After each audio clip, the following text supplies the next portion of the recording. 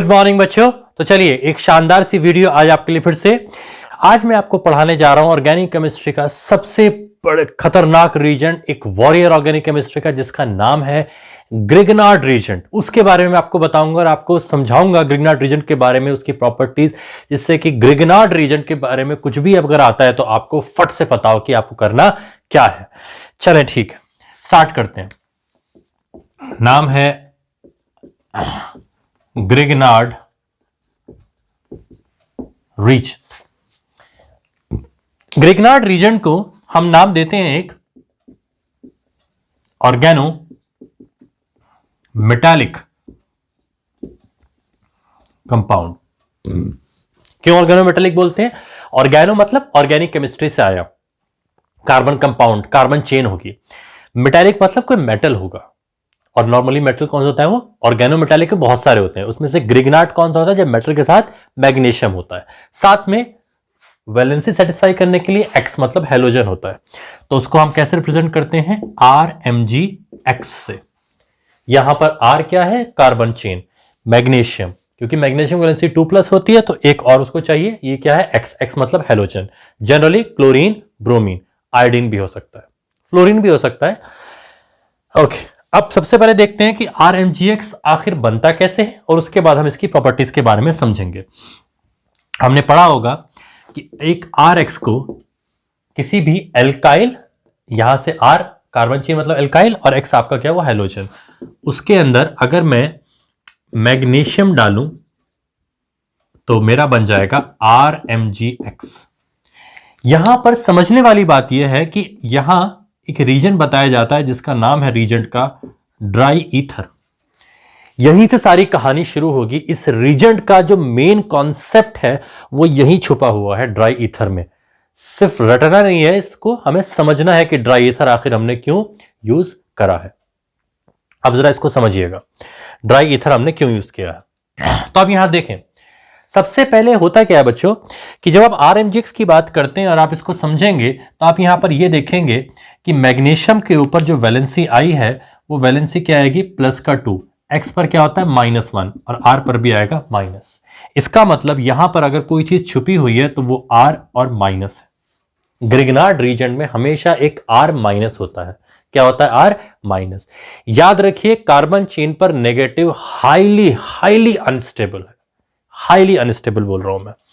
This R- is highly unstable. अगर किसी carbon chain पर माइनस को स्टेबल कराना है तो आप सिर्फ और सिर्फ ये वाला ले सकते हैं। कौन सा? RC triple bond C-। Triple bond के ऊपर नेगेटिव रखा, वो स्टेबल हो सकता है। सिंगल बॉन्ड पे बिल्कुल नहीं चलता, डबल पे नहीं चलता। तो कभी भी आपके पास R- है, R का मतलब है नॉर्मली सिंपल चेन जिसमें सिंगल बॉन्ड्स है, R-, हाईली अनस्टेबल। किसी भी तरह से कहीं से भी उसको H+ या कोई सा भी तो प्लस चाहिए जिसकी वजह से उसको अपना माइनस को खत्म करना है। ये हाईली अनस्टेबल है, और हाईली अनस्टेबल है मतलब हाईली रिएक्टिव है। क्या है? Highly reactive. और क्योंकि हाईली रिएक्टिव है और साथ में नेगेटिव है, नेगेटिव बेसेस होते हैं, क्योंकि नेगेटिव है तभी तो H+ पकड़ेगा, और H+ को पकड़ने वाले को हम क्या बोलते हैं? बेस बोलते हैं। तो इसका मतलब वेरी स्ट्रॉन्ग बेस, R-। इसका मतलब Grignard reagent is a very strong base. RMgX है ना, R- है तो वेरी स्ट्रॉन्ग बेस। कहीं से भी H+ कहीं से भी मिल जाए फट से पकड़ लेगा। R- फट से H+ पकड़ेगा और RH बन जाएगा। अगर कहीं से भी इसको क्या मिल जाए? H+ मिल गया कहीं से भी, तो ये फौरन से क्या बना लेगा? RH बना लेगा। RH क्या होता है? R और H अल्केन बन गया ना। कार्बन फैमिली के अंदर जो H की कमी थी वो आ गया H, RH। ठीक है, मैं एग्जाम्पल के तौर पर आपको बताता हूं कि जैसे अगर मैं यहां पर बोलूं मेरे पास एक CH3MgCl है, तो ऑफ कोर्स उसमें CH3- है, राइट। उस CH3- को कहीं से भी H+ मिला तो क्या बनेगा? CH4, अल्कीन बन गया ना। तो जब भी आप ग्रिग्नार्ड रीजन को बनाएंगे आपको लिखना क्या है? Dry ether. ड्राई ईथर का मतलब देखिए, ईथर एक ट्रांसपेरेंट लिक्विड है जो कि आपको सॉल्वेंट चाहिए। अब वो सॉल्वेंट में थोड़ा सा भी पानी नहीं होना चाहिए, क्योंकि पानी भी ट्रांसपेरेंट है, ईथर भी। तो ईथर के अंदर अगर पानी मिला हुआ है ना तो पता नहीं चलता कि उसके अंदर पानी है, इसलिए पहले स्पेसिफाई कर दिए ईथर को ड्राई कर लेना, पानी को सुखा देना, इस तरह से गर्म करना या किसी और तरह से, what ever you do it, कि आपका पानी निकल जाए और जो भी बचे वो खाली ईथर हो, ड्राई ईथर हो।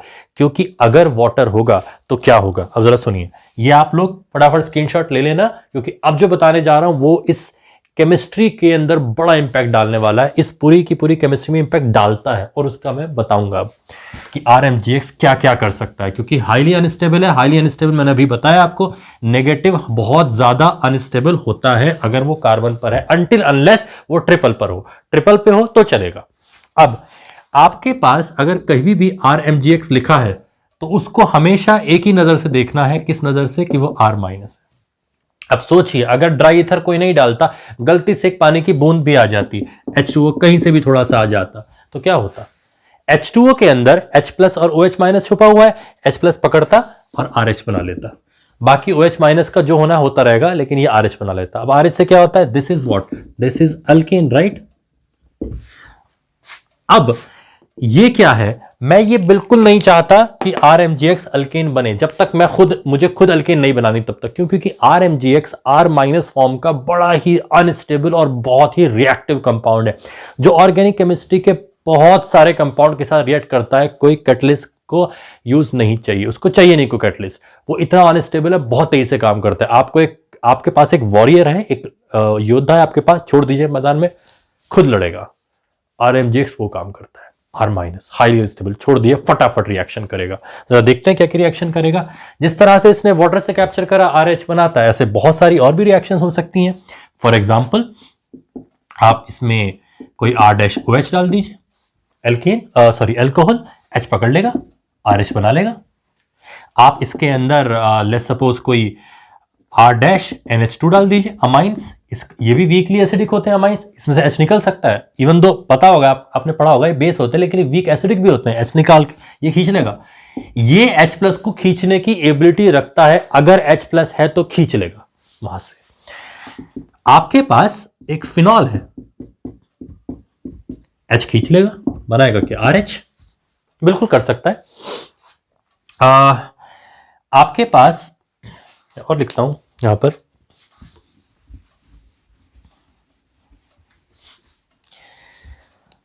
हमारे पास अगर क्या कहते हैं, लेट्स सपोज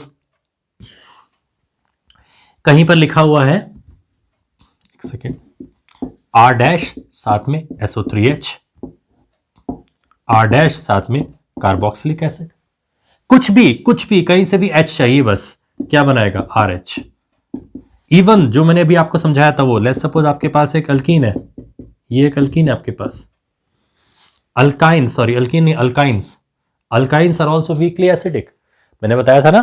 तो मतलब मैंने बताया नहीं था, समझेंगे आप यहां पर, कि जब आप H+ यहां से निकालेंगे तो यहां क्या बचेगा, यहां माइनस बचेगा, और ये उसके साथ खुश है। मैंने बताया आपको नेगेटिव चलता है लेकिन ट्रिपल पे चलता है, तो इसका मतलब इसका H+ निकल सकता है। अगर इसका H+ निकल सकता है तो कौन खींच लेगा, R खींच लेगा, बना देगा RH। मतलब ग्रिग्नार्ड रीजेंट किसी भी मॉलिक्यूल जो H+ रखता है उसका H+ खींचने की एबिलिटी रखता है। कभी भी ग्रिग्नार्ड रीजेंट का क्वेश्चन आ जाए और उसमें पूछें क्या रिएक्शन होगी, और उस रिएक्शन में कोई मॉलिक्यूल है जो H+ दे सकता है, जो कोई भी हो सकता है, फिनॉल हो सकता है, अमाइन हो सकता है, एक अल्काइन से मिल सकता है, आपके पास कोई कार्बोक्सिलिक एसिड हो सकता है, आपके पास कोई अल्कोहल हो सकता है, जो भी H+ निकाल सकता है, एक बार चेक कर लो, फट से अल्केन बना दो, फौरन से आप उसका अल्केन बना दो। समझ आपको आ गया है क्या? और उसके बाद ये तो था अल्केन बनना, उसके बाद ग्रिग्नार्ड रीजेंट की और भी रिएक्शंस हैं। जब वो रिएक्शन करता है किस किस के साथ, वो एल्डिहाइड के साथ रिएक्शन करता है, राइट। जैसे RCOH, R-COH है, क्योंकि तो R- है, ये क्या करेगा, ये जाके अटैक करेगा ऐसे, राइट, ऐसे अटैक करेगा, फिर ये इधर हो जाएगा और आपके पास कंपाउंड आगे बनेगा, अल्कोहल बन जाएगा। आपने रिएक्शन पढ़ी होगी। तो कुल मिलाकर मेरा ये जो वीडियो थी उसमें मुझे आपको यही बताना था, ग्रिग्नार्ड रीजन में क्या पढ़ना है आपको, R- पढ़ना है। क्या पढ़ना है, R-। ये R- हाईली अनस्टेबल है, और हाईली अनस्टेबल से बहुत ज्यादा रिएक्टिव है, कोई रीजन नहीं चाहिए, कोई कैटलिस्ट नहीं चाहिए, कोई टेम्परेचर नहीं चाहिए, कुछ नहीं, आपको फटाफट रिएक्शन करके देगा। बहुत इंपॉर्टेंट रीजन ऑर्गेनिक केमिस्ट्री का, उसका मैंने एक छोटा सा ग्लिम्स आपको भी दिया। बाकी जो चीज़ें इसके बारे में है और वीडियोस में आती रहेंगी। और उन सब, अगर आपको अच्छी लगी मेरी वीडियो, आपको समझ आया मैंने क्या पढ़ाया, तो प्लीज़ कॉमेंट बॉक्स में लिखिए कि आप क्या पढ़ना चाहते हैं, मैं आपको ज़रूर पढ़ाऊंगा। और आज की वीडियो के लिए थैंक यू सो मच।